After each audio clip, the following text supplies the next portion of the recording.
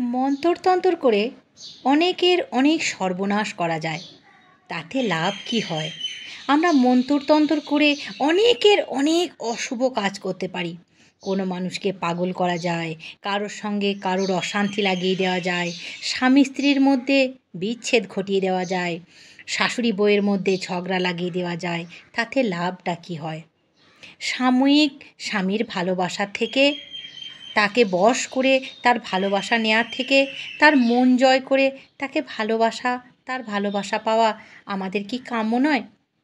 আমরা অনেক সময় তন্ত্র করে অনেক খারাপ কাজ, অনেক কিছু লোভের বশবর্তী হয়ে করে থাকি। অনেক টাকা পয়সা কামনা বাসনা এগুলো করে থাকি।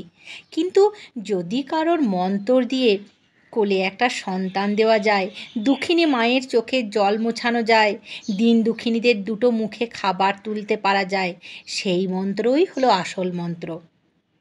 আমরা এমন কি কারোর করতে পারি না? খারাপ না করে আমরা যদি ভালো করি, সেই মন্ত্রে দীক্ষিত আমরা কি হতে পারি না? চলো, আমি তোমাদের সেরকমই একটা গল্প শোনাবো। নটি মন্তর।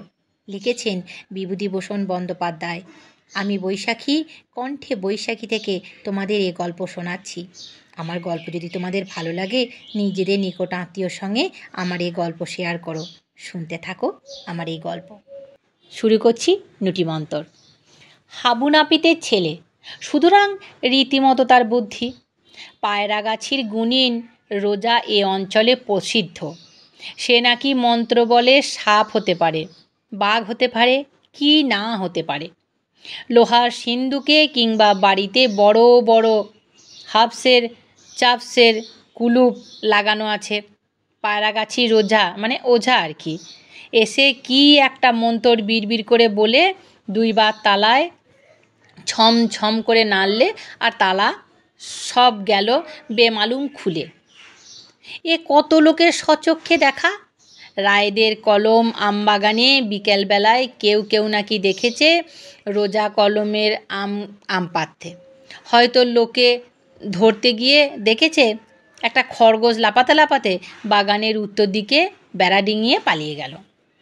পায়রাগাছি রোজা, মস্ত বড় নাম, কিন্তু আশ্চর্যের বিষয় এত বড় নাম করা রোজা যে তাকে কেউ কখনো দেখেনি। কোথাও যে কখন কিভাবে থাকে তা কেউ বলতে পারে না। হাবুর বড্ড ইচ্ছা সে কিছু মন্ত্রতন্ত্র শেখে। এ তার অনেক দিনের ইচ্ছা। তার বয়স এখন 18-19। যখন তার বয়স 14-15 তখন থেকে সে যেখানেই শুনেছে রোজা গুনিন এসেছে অমনি তার পিছু ছুটে গিয়েছে। একবার তাদের পাশের গ্রামের হাই স্কুলে একজন বড় জাদুকর এসে নানা রকম তাসের খেলা টাকার খেলা দেখালো। একটা তাস বেমালুম গোলাপ ফুল হয়ে গেল।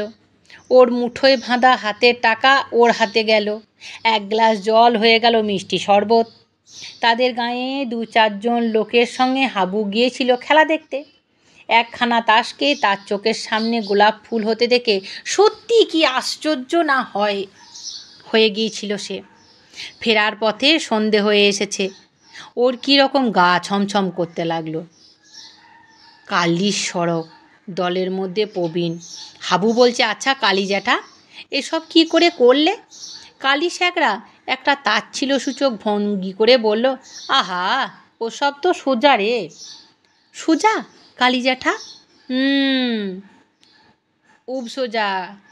কীরকম সোজা? এসব মন্ত্রের তন্ত্রের কাণ্ড রে। ওইসব মন্ত্রের কাণ্ড রে আমি ইচ্ছা করে পারি। তুমি পারো? কেন পারবো না? একদিন করে দেখাবে জ্যাঠা? হ্যাঁ যা, সময় হলে দেখাবো। ও কিছু নয়। কালী স্যাকরার কথায় কিন্তু হাবুর বিস্ময় দূর হলো না। সে গিয়ে জাদুকরকে পরদিন সকালে পাকড়ালো। সোজাসুজি তাকে জানালো সে ওই সব খেলা শিখতে চায়, সাগরেদ হতে চায়। রাজি আছে সে। জাদুকর কলকাতার লোক, মাথার নরম বুরুশ দিয়ে চুল আঁচড়ে থাকে, হাতে ঘড়ি পরে, চোখে থাকে চশমা। তিনি না কুচু করে বললেন, ওসব হয় না হে ছোকরা, ওসব হয় না। অনেক টাকার খেলা, অনেক টাকা প্রিমিয়াম দিলে তবে সাগরেদ করি। হাবু বললে, প্রিমিয়াম কি? প্রিমিয়াম টাকা হে, টাকা পারলে আমায় দিতে? মরিয়া হয়ে হাবু বলল, আগে কত টাকা? 100 পারবে দিতে? আগে না, এত টাকা আমি কখনো একসঙ্গে দেখিনি। তবে ফিরে যাও, এসব এমনি হয় না। কিছু কম করে নেন যদি। 200 করে প্রিমিয়াম নি, তোমার কাছে 100 বলেছি। হাবু সেখান থেকে সরে পড়ল। এত টাকা শিখিয়েও দেবার ক্ষমতা নেই তার। জাদুবিদ্যা শেখবার সৌভাগ্য কি সকলের ঘটে? কেটে গেল বছর 3। এই 3 বছরে তার জীবনে নতুন কিছু ঘটল না। এ অজপাড়াগাঁয়ে জীবন একরঙা ছবির মতো একঘেয়ে। ঠিক এই সময়ে একদিন হাবু দুপুরে মাছ ধরতে গেছে নদীতে। এমন সময় দেখলো একটা লোক আমবাগানের ছায়ায় বসে আপন মনে কতকগুলো ঢিল নিয়ে খেলছে। হাবু একটু আগিয়ে গিয়ে দেখলো লোকটা একটা ঢিল হাতে নিয়ে ছুঁড়ে দিতেই সেটা মস্ত বড় একটা কোলা ব্যাঙ হয়ে গেল। লাফিয়ে লাফিয়ে পালালো। আর একটা ঢিল ছুঁড়তেই সেটা হয়ে গেল এক ছেলেদের 2 চাকার খেলনা গাড়ি। কিন্তু সে গাড়ি গড়গড় গড়গড় গড়গড় করে গড়িয়ে চোখের বাইরে অদৃশ্য হলো। আর একটা ঢিল হিলহিল করতে করতে একটা সাপ হয়ে চলে গেল। একটা ঢিল এক মুঠো আবির হয়ে ছত্রাকারে ছড়িয়ে পড়ল, মাটি রাঙিয়ে দিল। হাবু সেখানে গিয়ে দাঁড়াতেই লোকটা ওর মুখের দিকে চেয়ে ফিক করে হেসে বলল, কি? স্তম্ভিত ভীত হাবু কোনো কথা না বলে একেবারে লোকটার পা জড়িয়ে ধরল, গিয়ে হোঁচট খেয়ে পড়ল। গাছতলায় লোকটা নেই।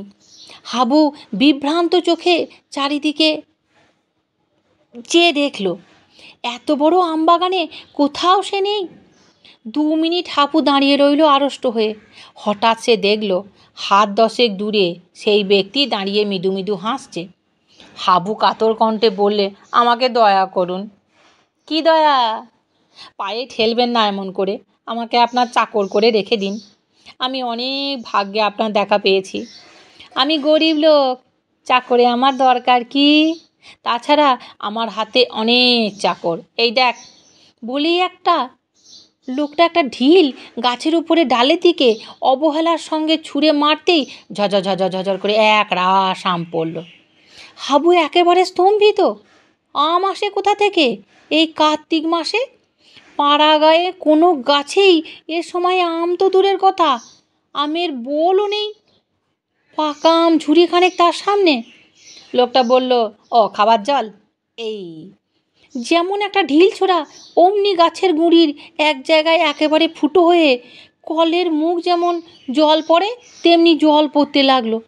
লোকটা হাত নেড়ে ইঙ্গিত করে বলল, খাও, ভালো জল। হাবু কাতর সুরে বলল, আমায় শাগরেদ করে রাখুন। কি সর্বনাশ! শাগরেদ? আমি ওস্তাদি নই, আমায় দয়া করুন। লোকটি হি হি করে হেসে উঠল। ও কি? মুখের ফাঁক থেকে ঝাঁকে ঝাঁকে লাল নীল বেগুনি রঙের ডানাওয়ালা প্রজাপতি চারিদিকে ছড়িয়ে পড়তে লাগলো। লোকটা কে? এর উত্তর লোকটা দিলে। বললে, পায়রাগাছি জানো, উত্তর দিকে, আমার সঙ্গে সেখানে দেখা করো। হাবু হাঁ করে রইল। ইনি তবে পায়রাগাছি সেই গুণিন? সবাই বলে উনি নুটি মন্তর জানেন, অর্থাৎ মন্ত্র বলে অদৃশ্য হতে পারেন। আজ সে নিজে তার প্রমাণ পেয়েছে। হাবু হাত জোর করে বললে, আমায় দয়া করুন। পায়রাগাছি রোজা এবার নরম সুরে বললে, শেখাতে পারি নুটি মন্তর, কিন্তু ছোকরা তুমি এ পথে কেন? এ পথে কেবল তারাই আসতে পারে যাদের কোনো কামনা ক্ষয় হয়ে গেছে। কত লোভের পথ খুলে যাবে দেখো। আচ্ছা বসো, দিচ্ছি তোমায় মন্তরটা শিখিয়ে। কিছুক্ষণ কেটে গেল। হাবু এখন নুটি মন্তর শিখে সম্পূর্ণ অদৃশ্য হতে শিখেছে। সঙ্গে সঙ্গে সে আবিষ্কার করলে সে একজন ভীষণ চোর। যে ঘরে যায় ভালো ভালো জিনিস সব চুরি করতে ইচ্ছা হয়। খাবারের দোকানে গেলে ইচ্ছা হয় খাবারের হাঁড়ি ফাঁকা করে দিতে। সে যে চোর তা সে কখনো জানতো না। একদিন এক বন্ধুর বাড়ি গিয়ে দেখলো মস্ত বড় একটা ইলিশ মাছ এনেছে বন্ধুর বাবা। রোয়াকে সেটা পড়ে আছে। বন্ধুর মা ঘরে ঢুকেছে বাটি আনতে।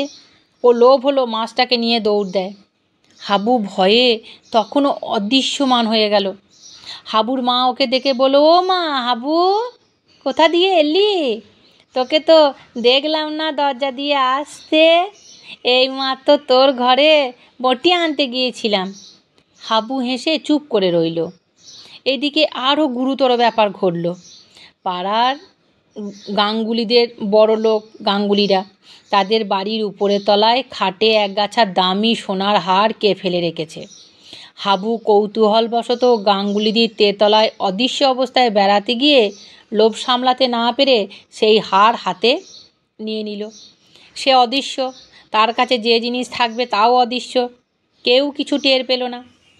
তারপর যখন জানা গেল হার চুরি গিয়েছে, তখন গাঙ্গুলিদের বাড়িতে হইচই পড়ে গেল। গাঙ্গুলিদের বড় মেয়ের হার সেটা। তা সে কি কান্না!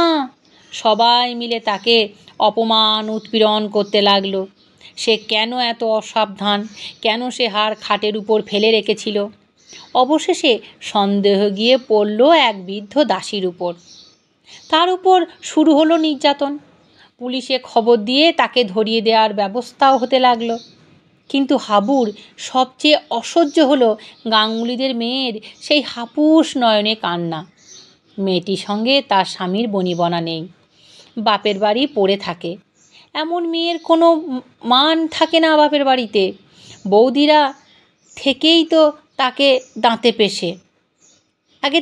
পেশে, তার উপর যে বাপ মায়ের দেওয়া হাড়গাছা খুইয়ে ঘোর অপরাধের অপরাধী সে।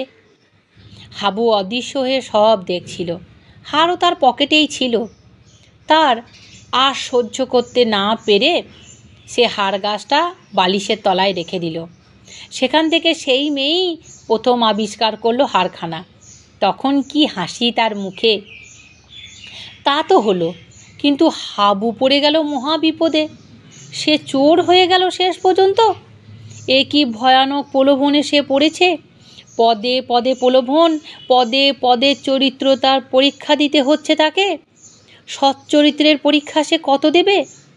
মনের বল ক্ষয় হয়ে যাচ্ছে দিনে দিনে। লোভ সামলাতে সামলাতে গলদঘর্ম। অদৃশ্য না হয়েও থাকা যায় না, অদৃশ্য হলেও বিপদ। এ কি সর্বনাশা মন্ত্র! মাসের পর মাস এই ঘোর অগ্নি পরীক্ষার মধ্যে দিয়ে যেতে লাগলো। হাবু ইতিমধ্যে এক বিয়ে বাড়ির ভাঁড়ারে ঢুকে শেরখানেক সন্দেশ মেরে দিল। পরক্ষণেই জাগলো অনুতাপ, তীব্র অনুতাপ। সে কোথায় নেমে এসেছে দিন দিন! পায়রাগাছি রোজা এ কি সর্বনাশ করে গেল তার! কিছুতেই অদৃশ্য হবার প্রলোভন সামলানো যায় না, কিছুতেই ভোলা যায় না নুটিমন্তর। নুটিমন্তর তার জীবনের অভিশাপ। বছরখানেক এভাবে কেটে গেল। কত খুঁজলে পায়রাগাছি রোজাকে, কেউ সন্ধান দিতে পারলে না। একদিন হাবু সেই আমবাগান দিয়ে যেতে যেতে সেই একই গাছের তলায় দেখলো পায়রাগাছি রোজা সেই রকম ঢিল নিয়ে ছুঁড়ে খেলা করছে। ওর দেহে বিদ্যুতের স্রোত বয়ে গেল। সন্ধান মিলেছে এতদিন পরে। ও ছুটে এগিয়ে কাছে গেল। ঢিল একটা ব্যাঙ হতে লাপাতে লাপাতে চলে গেল। একটা ঢিল সদ্য কাটা ধাড়ি ছাগলের মুন্ডু হয়ে গড়াগড়ি খেতে খেতে চলে গেল। এক ঝাঁক ছাতারে পাখি রোজার মুখের মধ্যে থেকে বের হয়ে গেল। হাবু ছুটতে ছুটতে পাছে রোজা অদৃশ্য হয়ে যায়, গিয়ে ওর পায়ের উপর পড়ল। রোজা প্রশান্ত হাসির সঙ্গে বলল, কি হয়েছে? আমায় বাঁচাও। কি ব্যাপার? আপনি সব জানেন, আপনি অন্তর্যামী। ওস্তাদি, নুটি মন্ত্রের কবল থেকে আমায় উদ্ধার করুন। আমার চরিত্র গেল, মনের শান্তি গেল, সব গেল। এ আপনি ফিরিয়ে নিন। রোজা মৃদু মৃদু হেসে বলল, একবার মন্ত্র দিলে আর ফেরানো হয় না। হাবু ভয়ে শিউরে উঠল। তবে কি সারা জীবন এই সর্বনাশে মন্ত্রের ভার বইতে হবে তাকে? এই অশান্তিতে পদে পদে পরীক্ষা সারা জীবন চলবে তার? হাবু পা আঁকড়ে ধরে বলল, বাঁচান আমায়, আমি মরে যাব। তবে চাও না নুটিমন্তর? আগে না। রোজা হেসে বলল, তবে যাও, দিলাম না। মোটেই তোমায় মন্তর আমি দিইনি, পরীক্ষা করছিলাম। হাবু অবাক। সে কি কথা! 1 বছর ধরে তবে সে কিসের ভার বোঝা বয়ে মরল? সে কি বলতে যাচ্ছিল? রোজা হেসে বলল, মোটে 7 মিনিট কেটেছে। এই প্রথম দেখা তোমার সঙ্গে আমার আমবাগানে। নটিমন্তর তোমাকে দেওয়া যায় কি না পরীক্ষা করছিলাম।